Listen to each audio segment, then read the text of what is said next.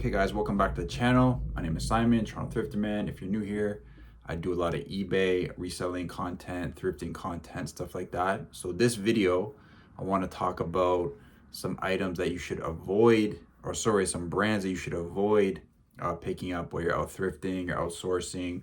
Now, keep in mind, I'm buying to sell on eBay, right? It's a little bit different. Say if you have your own, say you have your own vintage clothing store, local or something like that. You know, some of the items that you might pick up that will sell in your store might be different than, you know, what I could sell on eBay. So that's why there's a bunch of items that you're like, oh, why aren't you picking this up? It's just because, you know, on eBay it won't sell. So these are brands that are more specific to eBay. And then also too, I like buying stuff that sells quickly. I don't like, you know, sitting on stuff for too long. So that's kind of, you know, why you know, there might be some brands that I don't pick up on this list. So let's get started. First thing, Polo, Lacoste. You know, these are very generic brands, especially the basic polos, Ralph Lauren stuff. I mean, it's just so saturated. You can go on eBay, you can look at the listings. There's like 20-30,000 listings of Polo Ralph Lauren or Lacoste polos. So I don't bother picking it up. Usually it's priced too expensive as well. I'm in Canada, in Toronto, and you know, it's you wouldn't make any money basically. It's like $10 for a polo shirt. You know, it's just way too expensive to buy and resell. So I never pick it up ever. Unbranded jerseys, so jerseys that are like, you know, popular clubs but are unbranded, like they're not Nike or Adidas or something like that, I usually pass on them.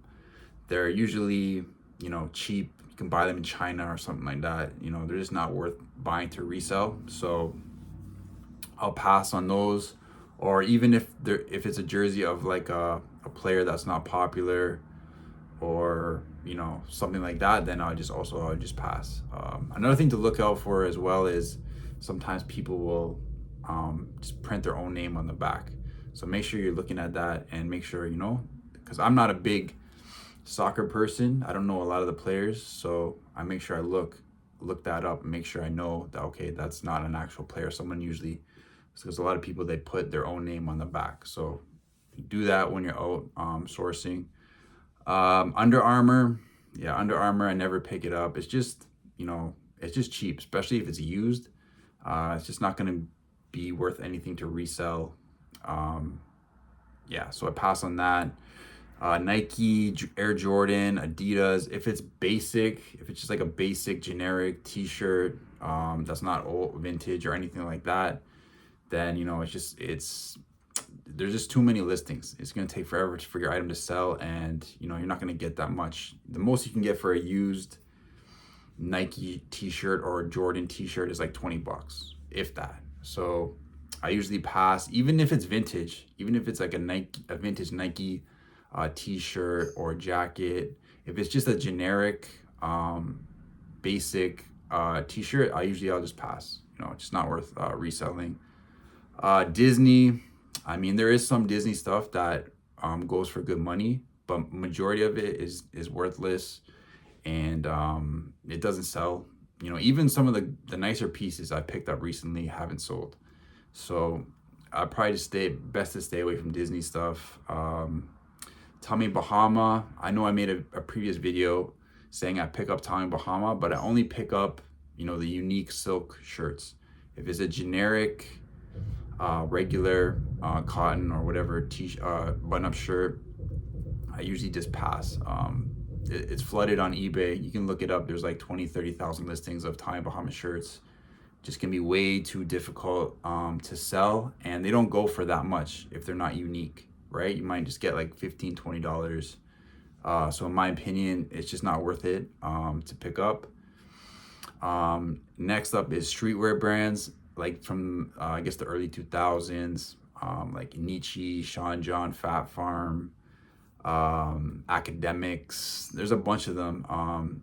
At first, when I first started doing this, I thought, you know, those would be good items to pick up. I thought, you know, they'd be in demand, people would want them, but they don't sell. I mean, maybe there'd be like and, you know, maybe there's a couple, you know, really unique higher end pieces that would sell for more, but I usually don't, you know, I usually don't see that. I think majority of it is just Rockaware is another one.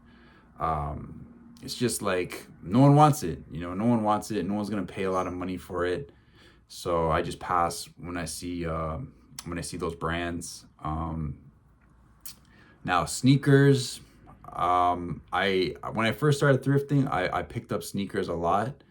But what I've come to realize is that, you know, unless they're in like really, really good condition, like brand new like condition, they're just not worth buying. Like even if they're Air Jordans, I mean, unless they're like a super rare shoe, if they're just like basic, you know, Air Jordans, even like numbered Jordans, and they're not good, you know, they're not in like pristine condition, then, you know, you're just not going to get much money for them. You know, they just don't, and they don't sell. They take forever to sell when the condition isn't good. So now I always do look, when I'm out thrifting, I do look in the shoe section just to see if I can see anything quickly.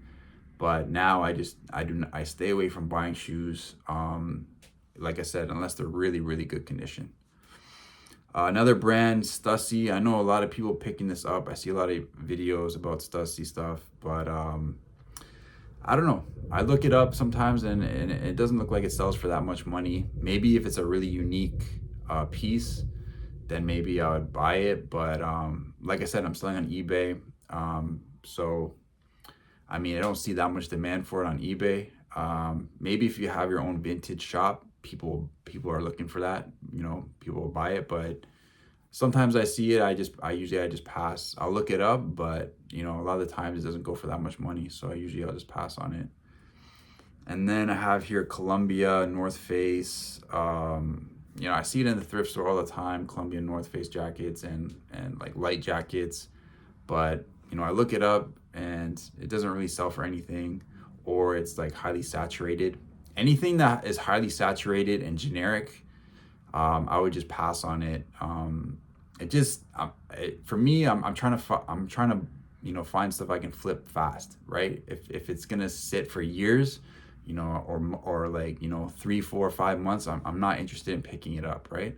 So that's kind of what I'm looking for when I'm out thrifting. What I pass on, which is, you know, when you're out in the thrift stores, you know, 99% of the stuff in the store you know, is you can't resell it, right? It's just that 1% of stuff you got to look for and try and find. So yeah, that's the video for today.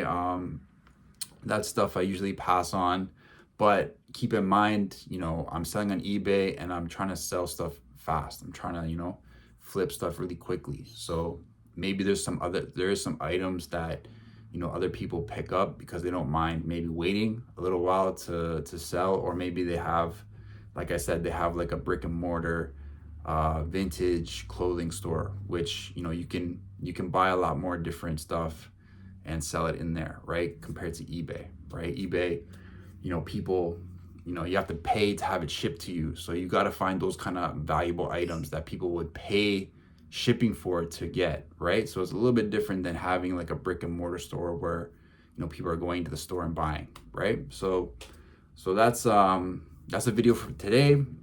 Thanks for watching. Any questions or comments, leave it below, and I'll see you guys in the next video. Peace.